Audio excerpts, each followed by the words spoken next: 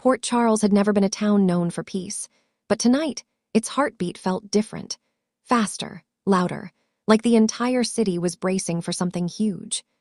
The wind rolled off the docks with an unsettling chill, curling through the alleyways, slicing past the hospital entrance, and settling like a whisper of warning over everyone inside. A storm in the making. At General Hospital, the tension practically shimmered in the air. Nurses passed each other in hurried strides, exchanging glances that said something is happening. Dr. Portia Robinson felt it too. While flipping through patient charts, she paused, sensing the rise of energy the way a sailor smells a storm before it breaks. She wasn't wrong. The elevator doors slid open and out stepped Sonny Corinthos, his shoulders squared, jaw clenched, the kind of expression that meant danger was following close behind. Not physically, not yet, but the shadow of something deadly had already caught up with him. "Sonny," Portia greeted cautiously, "is everything okay?" He didn't answer at first. Instead, his gaze swept the reception area, laser-sharp, as if he were expecting someone or something to jump out from behind the nurse's station. Finally, he said, "I need to see Dante, now." Portia nodded, but the uneasy feeling in her stomach deepened. Sonny had that look again, the one that said a storm wasn't coming, it was already here. Dante caught in the middle. Downstairs in the police wing of the hospital, newly renovated after the last explosion, Detective Dante Falconry was wrapping up an interview. A witness, shaky and pale, had just given a statement about a mysterious fire on Bannister Street. The details didn't add up. Actually, nothing added up lately. When Sonny appeared at the doorway, Dante's heart sank. This wasn't a social visit. "We need to talk," Sonny said. Dante dismissed the witness and leaned back against his desk. "What's going on?" "It's happening again," Sonny said quietly. "Someone is targeting the people closest to me." Dante felt the words like a punch. "Are you sure?" "Yeah, and it's big, bigger than before." That was all Sonny needed to say. Bigger than before meant danger on a scale that could swallow Port Charles whole. A secret Laura can't ignore. Meanwhile, at City Hall, Mayor Laura Collins was finishing her final briefing of the day when her phone buzzed with a coded alert from Jordan Ashford. Laura's breath caught. She knew that alert. It was used only when something threatened the city at large, not a crime, not a crisis, a threat. She read the message twice before allowing herself to exhale. "We have a situation, GH involved. Corinthos connected, need immediate response." Her instincts, honed from decades of fighting everything from serial killers to city corruption, kicked in instantly.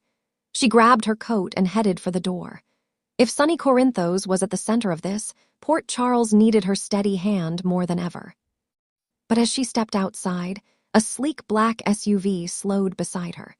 The window rolled down just enough for her to see a familiar set of cold, calculating eyes.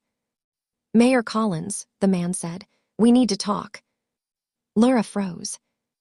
Of all the people she hoped she would never see again, he was at the top of the list. Ava's dangerous deal. Across town at Windermere, Ava Jerome stood in front of her fireplace, staring at the letter left on her mantel. The signature alone made her blood run cold. "You can't outrun your past forever. We'll be in touch." She had half a mind to toss it into the fire, but fear kept her fingers still. Ava had made deals in her life, deadly ones, and she recognized the tone of this message. Someone wanted something. Someone dangerous. Footsteps behind her made her whirl around, but it was only Austin Gatlin Holt, hands raised in surrender. "Bad time?" he asked. "If you knew how bad you run," Ava muttered. Austin approached her slowly. "Let me help." Ava looked away. "This isn't something you help with. This is something you survive." Austin didn't disagree. He only stepped closer, lowering his voice. "Then we survive it together." But survival in Port Charles was never that simple. Anna's hunt for the truth. At the PCPD, Anna Devane examined a board filled with photos, timelines, and red strings connecting crimes that, on paper, were unrelated. But she saw the pattern. Someone was orchestrating chaos through the city. Fires, break-ins, threats, disappearances. All of it pointed toward a single architect. Her phone buzzed with a location ping. A warehouse near the docks. "Not again," she whispered, snatching her jacket and heading out. If her suspicions were correct, the threat wasn't just a rising tide, it was a tidal wave. The docks erupt in chaos.